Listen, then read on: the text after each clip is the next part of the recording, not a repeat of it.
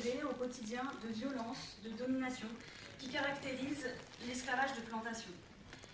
Un autre objectif de ma thèse a été de contribuer, à partir du prisme religieux, au débat historiographique sur les liens entre l'esclavage et la construction de la race à la période moderne.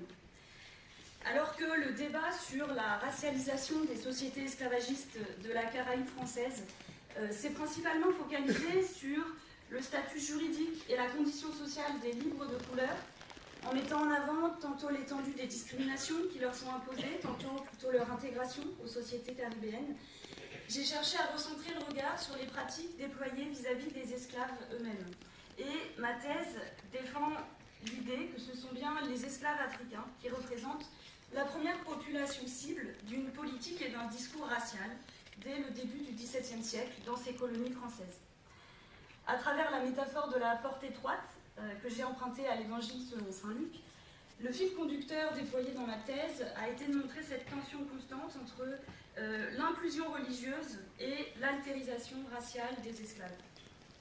Les différents chapitres mettent en lumière la façon dont, malgré l'idéal de conversion des esclaves, ces derniers ne sont jamais pleinement incorporés à la communauté catholique et le plus souvent sont traités comme des chrétiens autres, y compris par le clergé. Et ma thèse est que cette